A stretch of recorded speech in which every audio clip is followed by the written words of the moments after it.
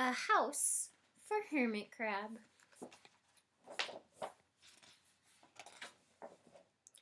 Time to move, said Hermit Crab one day in January. I've grown too big for this little shell. He had felt safe and snug in his shell, but now it was too snug.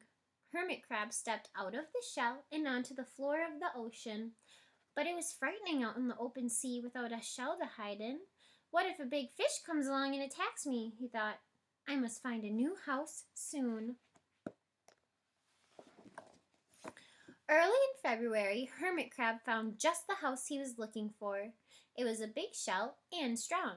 He moved right in, wiggling and waggling about inside to see how it felt.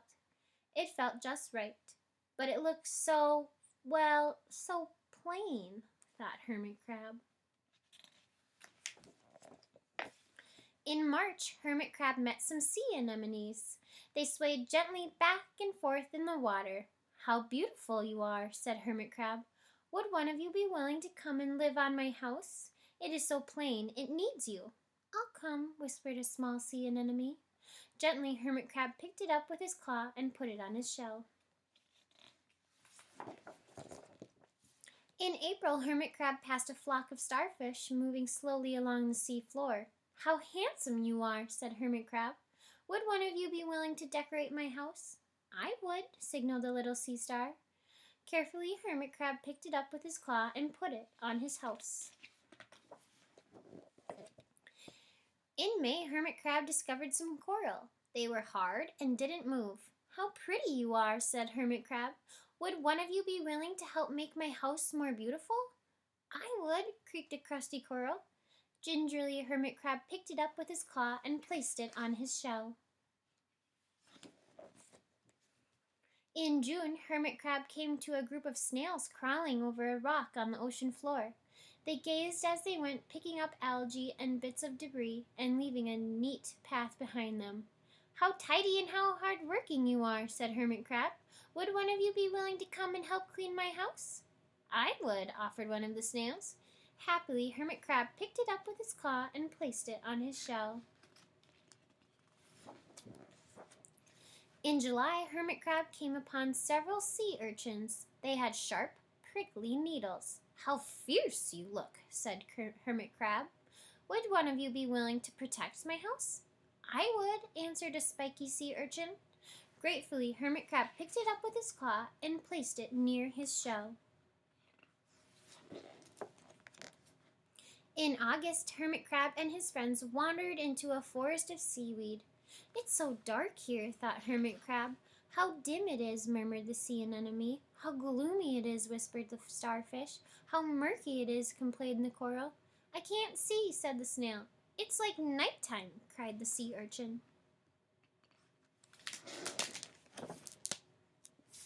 In September, Hermit Crab spotted a school of lanternfish darting through the dark water. How bright you are, said Hermit Crab. Would one of you be willing to light up our house? I would, replied one lanternfish, and it swam over near the shell. In October, Hermit Crab approached a pile of smooth pebbles. How sturdy you are, said Hermit Crab. Would you mind if I rearranged you? Not at all, answered the pebbles. Hermit Crab picked them up one by one with his claw and built a wall around his shell. Now my house is perfect, cheered Hermit Crab. But in November, Hermit Crab felt that his shell seemed a bit too small. Little by little, over the year, Hermit Crab had grown.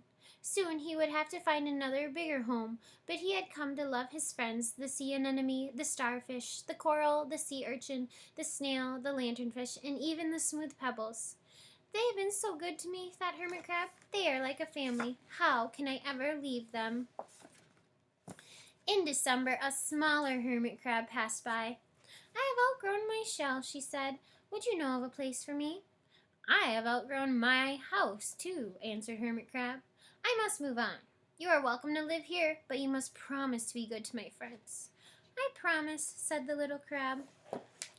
The following January, Hermit Crab stepped out and the little crab moved in. Couldn't stay in that little shell forever, said Hermit Crab as he waved goodbye. The ocean floor looked wider than he'd remembered, But Hermit Crab wasn't afraid. Soon he spied the perfect house, a big empty shell. It looked, well, a little plain, but sponges, he thought, barnacles, clownfish, sand dollars, electric eels. Oh, there are so many possibilities. I can't wait to get started.